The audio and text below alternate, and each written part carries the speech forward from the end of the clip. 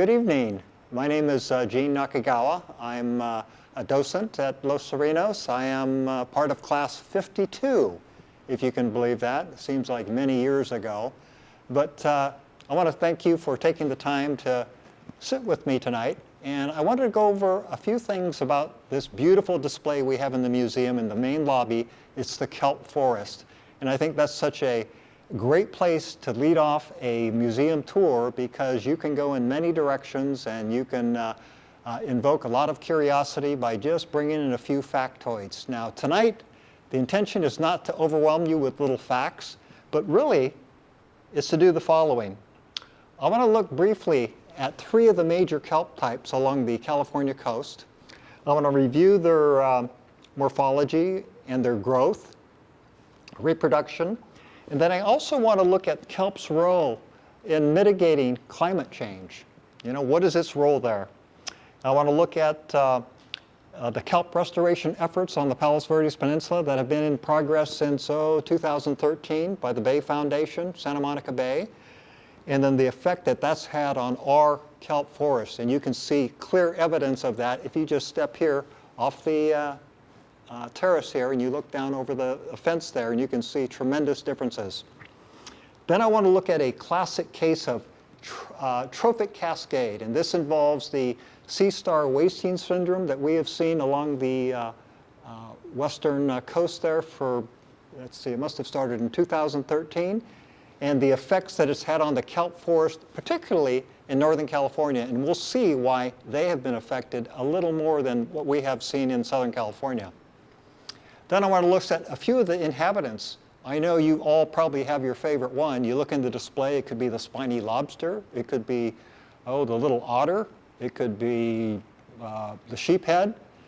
I'm going to focus on one, and I'll just show you a little bit that's possible, and that's going to be the Spanish shawl, that little creature that's kind of hiding off to the right and hardly discernible, but it's in full prominence on that wall on the right-hand side as you view it. I'll show you a few interesting facts there. But again, my intention here is to, at the end, is to give you resources where you can look at, do your own research, and figure out which creature really appeals to you. And do a deep dive, and then do your own research. I don't need to tell you everything about this because we don't have time, and maybe you're not interested in these little sea slugs. I happen to be. And then lastly, I wanted to take this and make this very practical. This is the nuts and bolts. And here at the Interpretive Center, we have great Wi-Fi. And we also have tablets that can pick up Wi-Fi, like iPads or any of your smartphones, smart devices that don't rely on cellular data. And this is a great tool that you can use as a visitor comes into the museum. You can leave them with documents, with links to many other websites that you have personally curated. You can use QR codes to share with them websites that you might want them to look at. And I'll show you some examples of what we can do and things that are available to you right now on the VicNet homepage. So first of all, when we look at the whole story about kelp, the first obvious thing that we look at is it a plant? What is it? It sure looks like one. But then we go into the morphology, and we see quite clearly that it is not, because it has stipes or holdfasts that's attaching to a rocky surface. It's got a long stipe. Okay, so far so good. It looks like a plant. And then it's got a lot of fronds that go and project off many times, forming a canopy over the surface of the water. Well, it's not an animal. It's not a plant. And by default, if you don't know what it is, it's probably a protist. Okay, and that is the case here. Protists include algae, diatoms, and dinoflagellates. And these other ones are kind of obscure. But this one surely is a protist.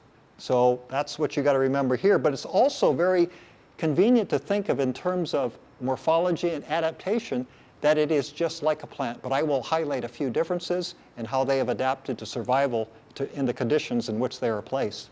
First of all, the kelp forest that you will find is 40 to 60 degrees north-south latitude. You'll find these all over the world.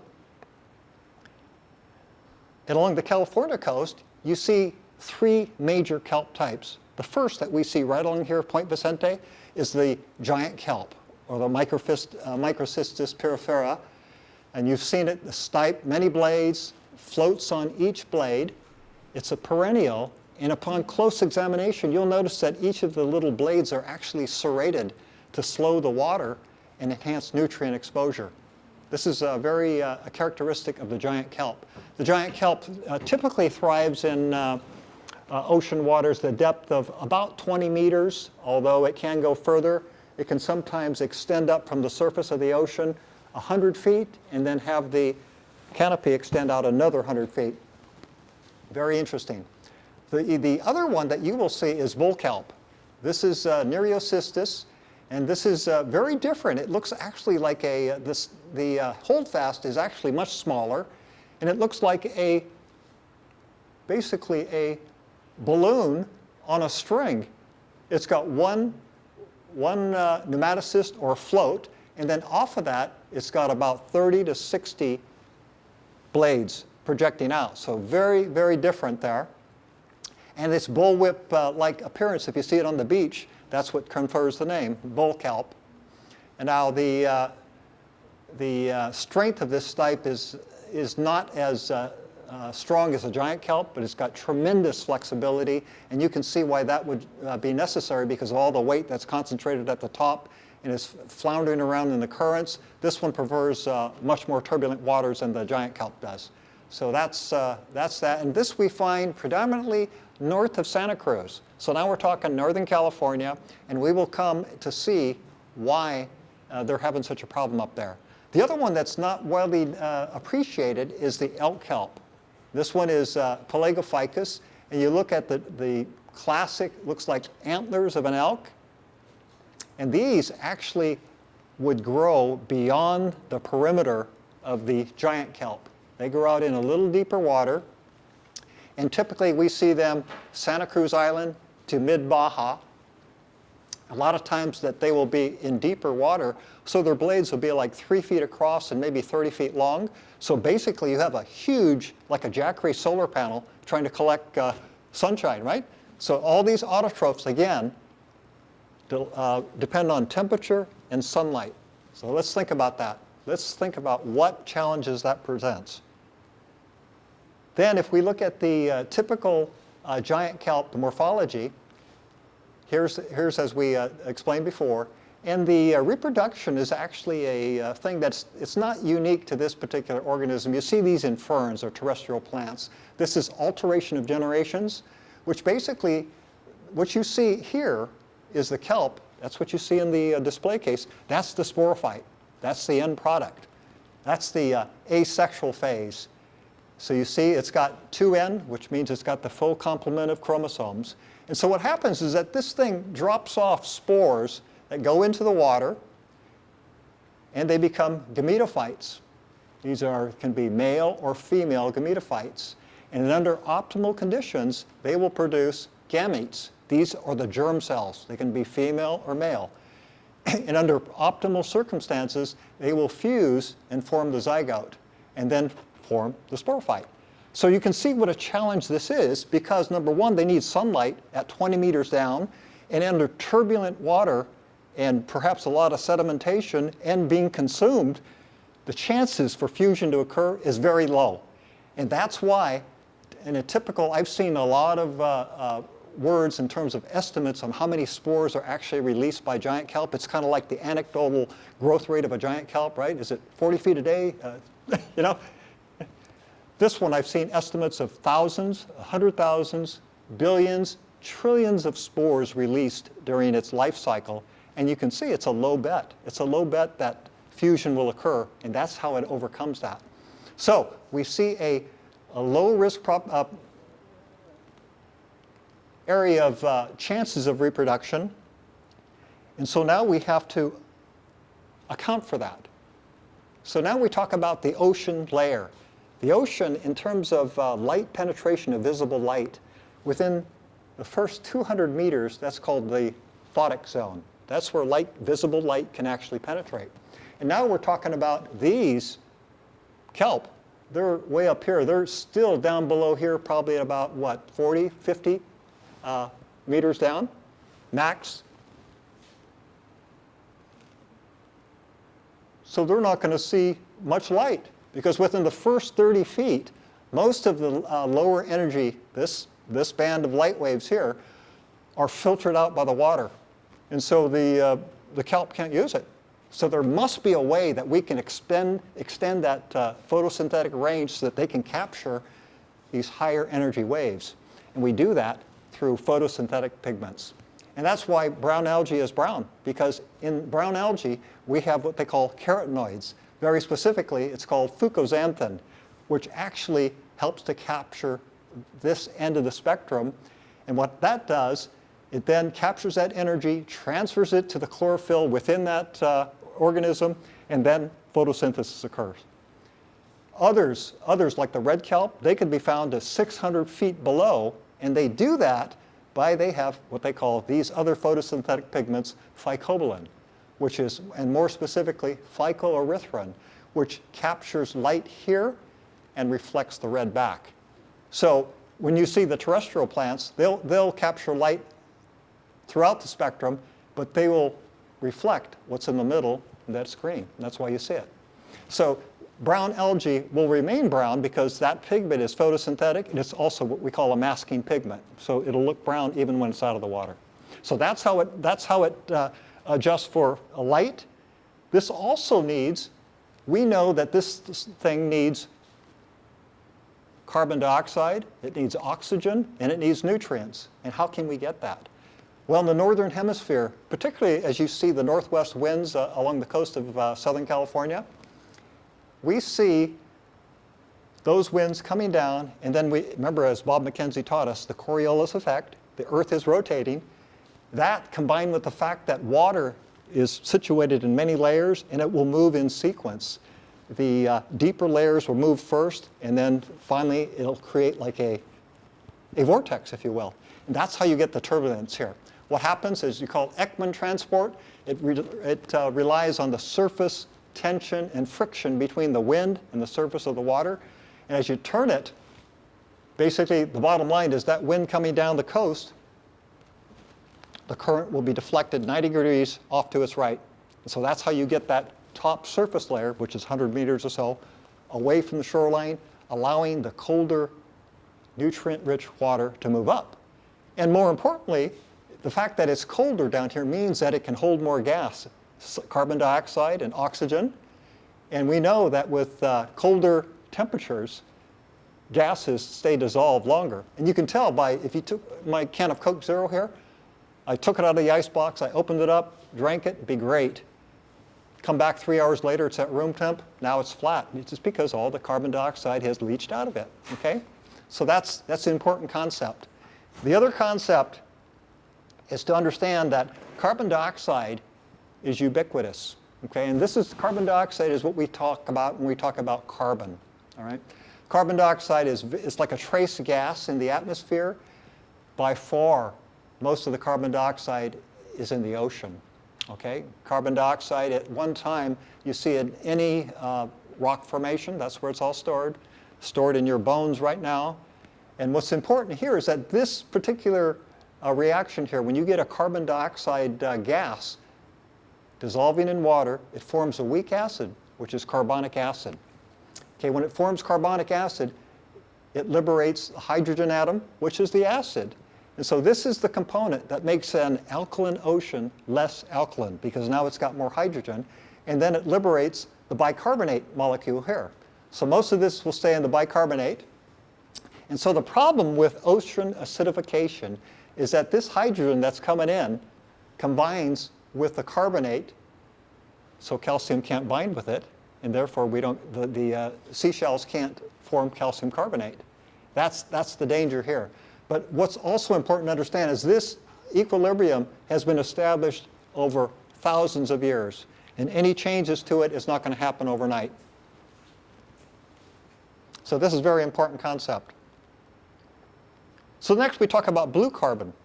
Blue carbon is the carbon stored in coastal and marine ecosystems. And more importantly, now we see what carbon we're talking about, because when we take carbon dioxide, subject it to photosynthesis, now we are taking a gas and converting it into basically a chemical, right? That's our sugars. And that's ultimately what happens. And then as those plants need to breathe, they will at night, when photosynthesis doesn't occur, they will undergo respiration. They will actually consume oxygen and release carbon dioxide, but the net effect is more oxygen versus carbon dioxide. So now what happens? Okay, that's fine. These things suck up all the carbon dioxide. How does it get back in the atmosphere? It gets back by the plant doing it itself. Once it makes the sugars, it needs that energy to conduct its life processes. It'll consume. Animals, we eat spinach or lettuce or whatever. We burn that up. It's released. Plants, like diatoms, they die. They get decomposed by bacteria, and it's released. Fire consumes the plants. Each equation is this. It's basically the equation that's the exact reverse of photosynthesis. So that's, and the importance of these, like mangroves, these are, I mean, you find most of the huge mangrove orchards, if you will, along the southwest tip of Florida all the way down to Texas. It's probably the largest ecosystem of mangroves in the world. And the reason why these are so important is that along the estuaries there, where you have the mixture of fresh and ocean water coming together, most oftentimes that soil, that's sediment that's coming down, is more clay and silt, which is very fine, and generally will cover up and not allow oxygen to come into contact with that. So that's why these things, they live in salt and fresh water. They suck in the carbon dioxide, they drop their leaves, bark, whatever, right into that sediment, and that's where it's stored. So now we've taken it out of the system. However, the very fact that where these are located, subject to pollution, aquaculture, they come in and they wreck that environment. And so that's why a lot of mangrove forests have been destroyed over a period of time, and just because of people and quote, progress. So these, again, very important sources. Now for kelp specifically, this is no surprise now that you've seen it. Here's kelp, takes in the carbon dioxide. The plant detritus floats out into the deeper ocean because it needs to be in the deep, right? So the currents and the tides don't wash it away. And then it basically sinks, and then it's sedimented eventually. Now that only happens probably about 11% of the time, but it's a very small percent of a huge number. When you consider that 50 to every other breath you take is probably because of kelp. Here's where it is. They think that 50% to 80% of the oxygen on Earth comes from algae and phytoplankton like the diatoms.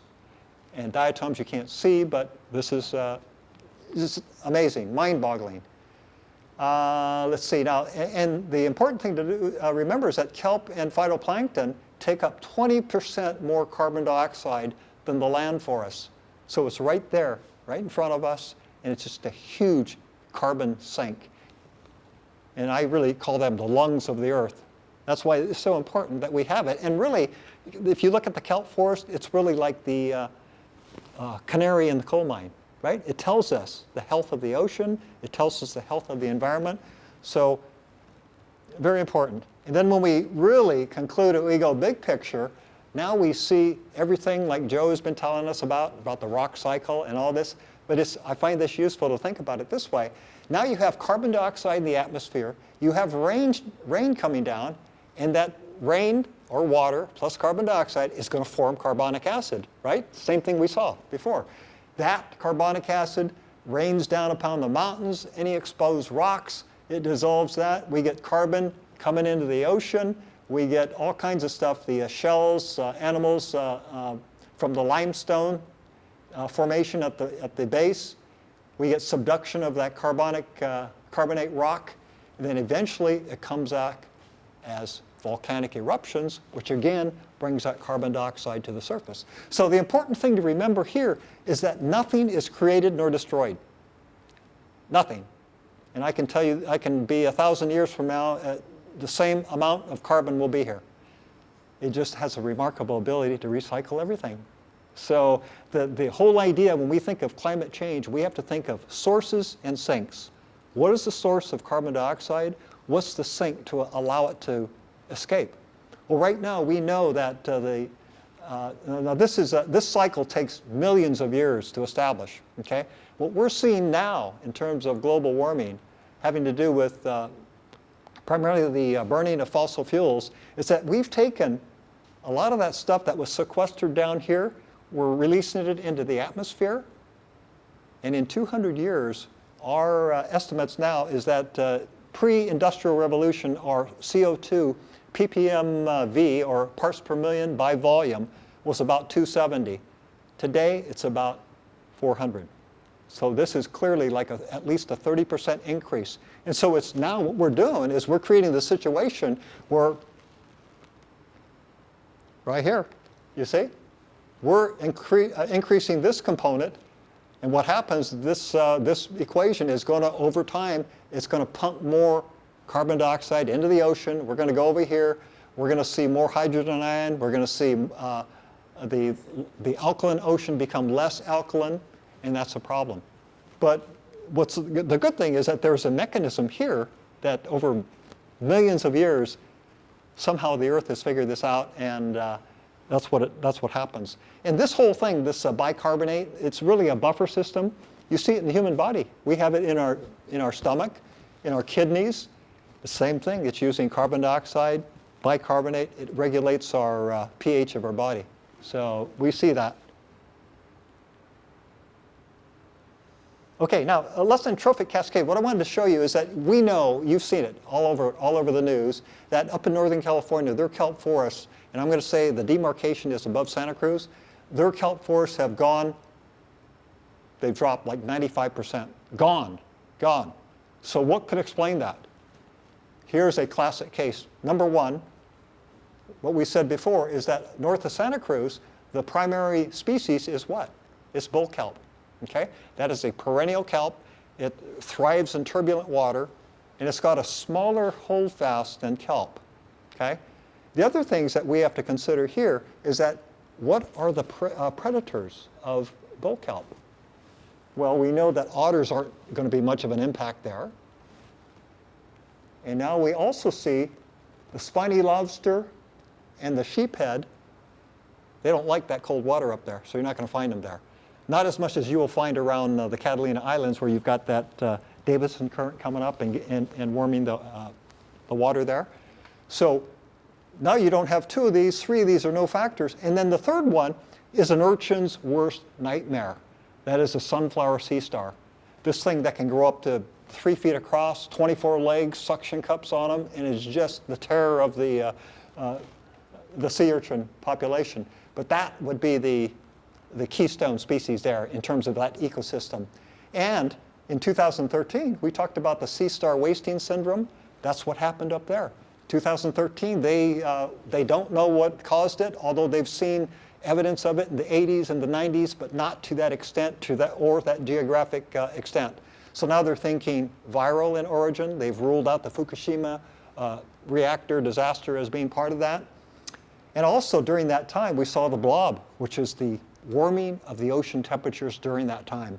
So all those things, those constellation of events, the fact that you don't have any overlapping predators, this has caused the destruction of them. So the good news is that they're doing some research up in Washington right now, I believe, in trying to actually take embryos of sea stars and trying to develop them in the laboratory and then release them out. But again, when you think about it, the sunflower sea star and the ochre sea stars were the ones that were probably the most disproportionately affected by that particular wasting syndrome. So hopefully we'll see some return there. And this, what can we do now? And I wanted to really show you this. I walk around the bluffs here quite a bit. My wife and I, we always come back here, and then I spend some time up in Lunada Bay, right around Resort Point. And I thought, late spring, early summer, over the last 3 years, that there seems to be more canopy here. I said, am I crazy? And so I did a little research there. I checked with Jay. His daughter works for the Aquarium of the Pacific. She's a marine biologist. And I said, am I crazy, or am I seeing more kelp here, and even over here in Neptune Cove, right here, right just up the street here, right up the bluff? She says, oh no, that's probably it. Because in 2013, what they did is they established this restoration effort. They took they took these areas here were urchin barrens that they identified in 2010. And then in 2013, they started this restoration project. And what this does is what they go in there and they actually employ scuba divers that were actually involved with urchin harvesting. Now they're going to put them down there, have them knock them off of the rocks there. And their whole goal here, they found optimal conditions, is that you go from an urchin density of 60 per square meter to 2 per square meter. And you go from one, and you make sure that there's at least one kelp holdfast within a 10 square meter area. Those are optimum conditions to promote restoration. And we see that now. We see it.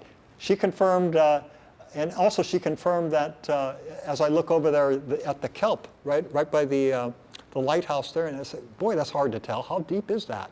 And she says, oh, I've worked there before. I've done diving. She works on some of the abalone studies there, and she can confirm that's only 50 feet right there. So it's right there at the fringe of the canopy. That's 50 feet. So to give you some perspective. And so basically, and I've given you the link to this particular study, and I encourage you to go read it. I'm not going to, I mean, but some of the highlights are, if you go to the web page, they looked at nearly 60 acres of restored kelp along the peninsula here. Their intention was to do 60 hectares, which is actually do times 2.47, it gives you about 150 acres dispersed among 7 restoration sites. And so far, this is the update that they've given. They've restored there. They've got commercial urchin fishermen, over 10,000 hours of devoted dive time.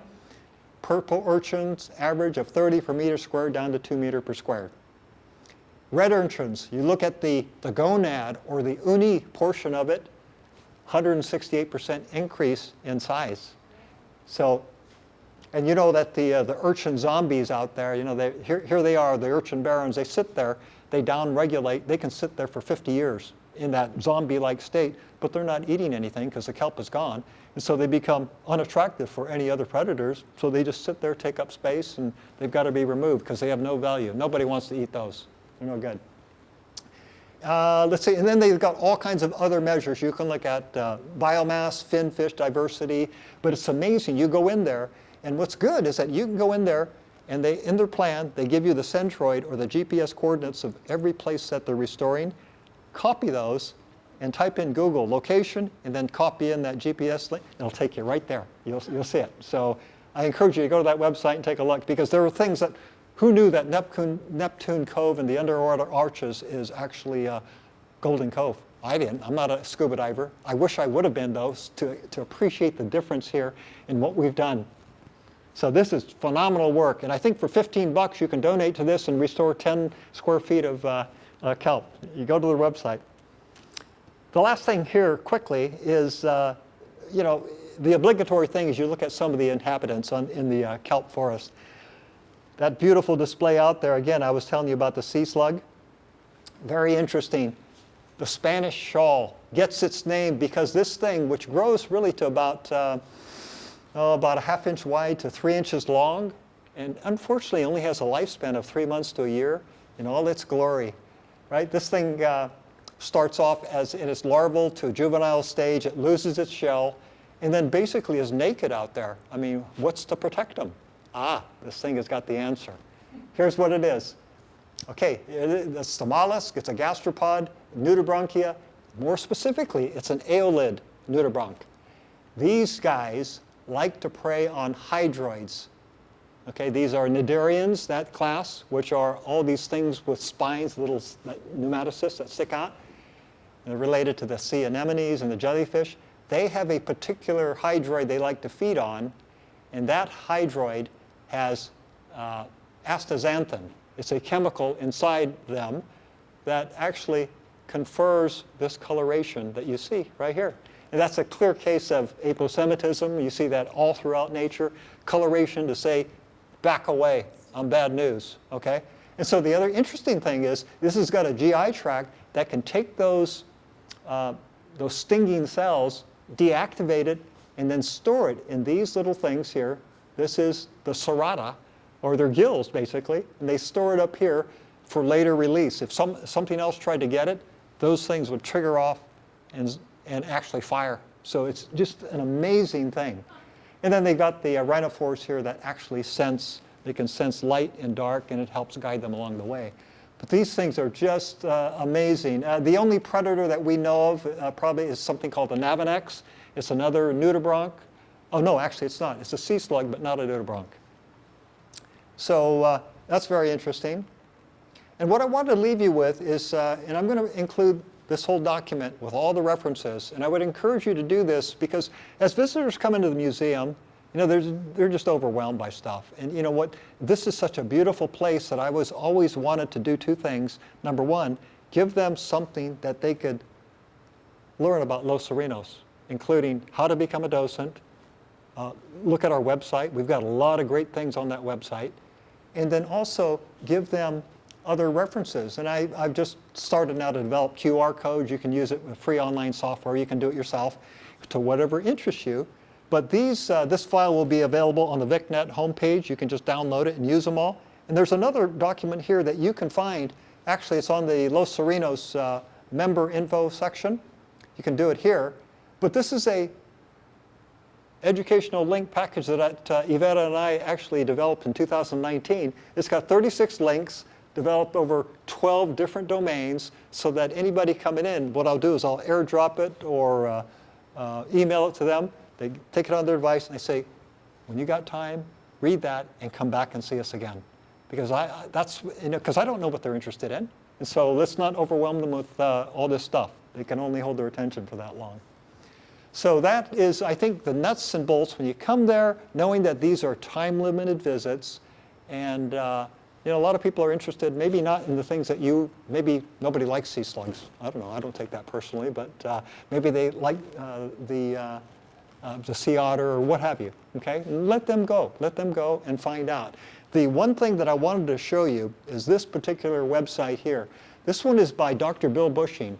He has been out at the Catalina Island. He's been conservancy out there for, nearly 50 years, a very good friend of Iveta Williams. And if you look at the display in the main lobby, all those photographs came from him at this website right here, starthrower.org. You go there, there's nearly 900 articles on assorted subjects. Just go Control F, type in whatever you want to search, and boom, you get it right there. But this guy has devoted his life, really, that's what he's going to do. Until he crumps, he says, I'm going to study kelp forests. And you look at it, he's got just a witty guy. I mean, he'll say, go away on his website homepage, go away, or enter in laughing. And just beautiful. And then read about the history of why it is even called Star Thrower. It's fascinating. This is where I learned so much in doing this article.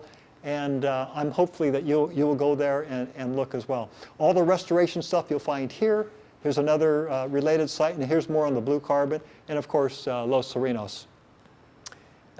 Educational links, and let's see.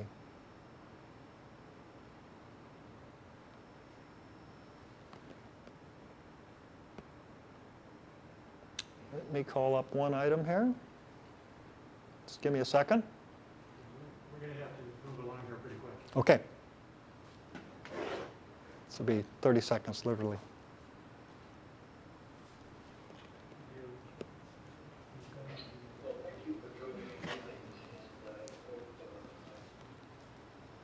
Some curiosity in you, perhaps more importantly, into the weeds and learn more about the all the other aspects. So it is, I would say that even with all the chaos in the world today, it is comforting to know that somehow nature always has a way to restore order in the universe. So thank you so much. Have a good evening. Until next time. And this is, thank you.